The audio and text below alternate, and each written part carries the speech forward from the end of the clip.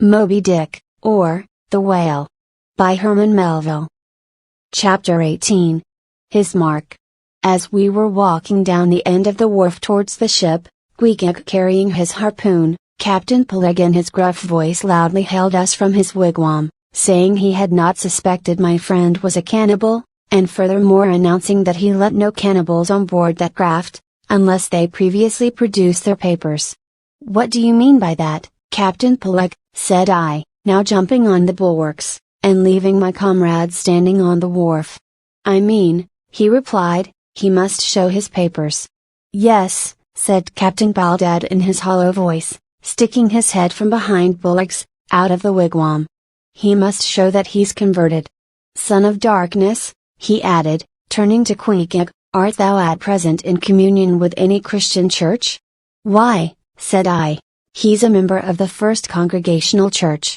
Here be it said, that many tattooed savages sailing in Nantucket ships at last come to be converted into the churches." "First Congregational Church," cried Bildad, "what? That worships in Deacon Deuteronomy Coleman's meeting house."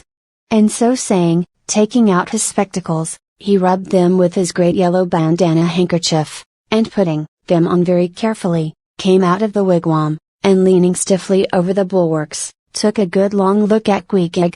"How long hath he been a member?" he then said, turning to me. "Not very long, I rather guess, young man." "No," said Peleg, "and he hasn't been baptized right either, or it would have washed some of that devil's blue off his face." "Do tell, now," cried Bildad, "is this Philistine a regular member of Deacon Deuteronomy's meeting? I never saw him going there, and I pass it every Lord's Day." "I don't know anything about Deacon Deuteronomy or his meeting," said I. "All I know is, that Queequeg here is a born member of the First Congregational Church. He is a deacon himself, Queequeg is." "Young man," said Bildad sternly, "thou art skylarking with me. Explain thyself, thou young Hittite.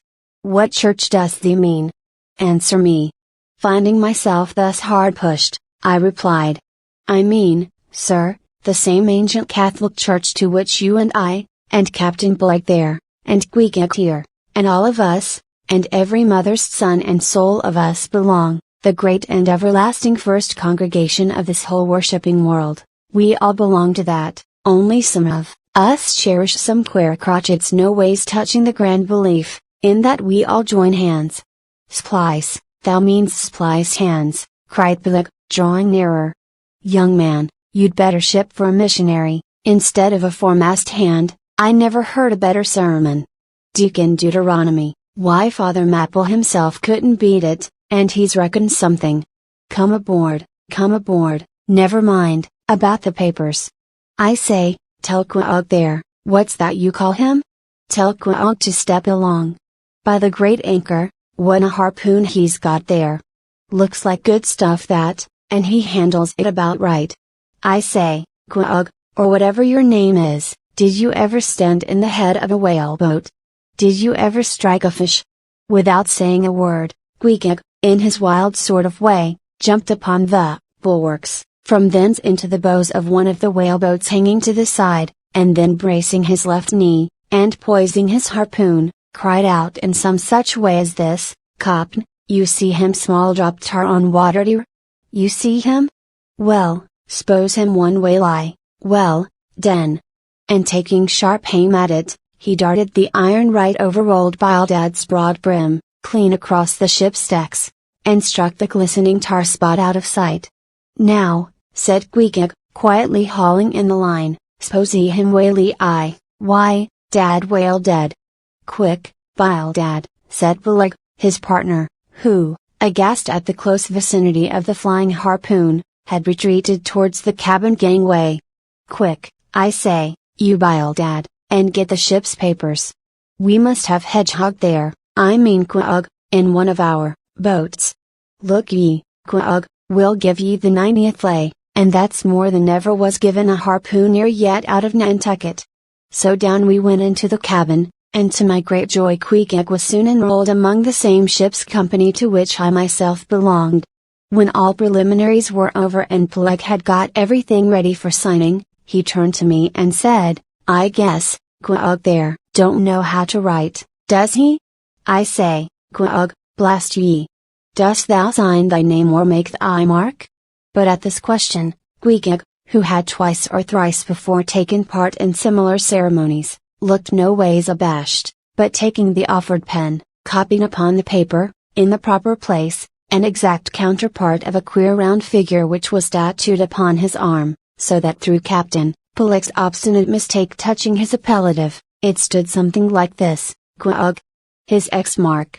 Meanwhile Captain Ahab sat earnestly and steadfastly eyeing Queequeg, and at last rising solemnly and fumbling in the huge pockets of his broad-skirted drab coat, took out a bundle of tracts, and selecting one entitled The Latter Day Coming, or No Time to Lose, placed it in Queequeg's hands, and then grasping them and the book with both his, looked earnestly into his eyes, and said, Son of darkness, I must do my duty by thee. I am part owner of this ship, and feel concerned for the souls of all its crew. If thou still clingest to thy pagan ways, which I sadly fear, I beseech thee, remain not friable bondsman.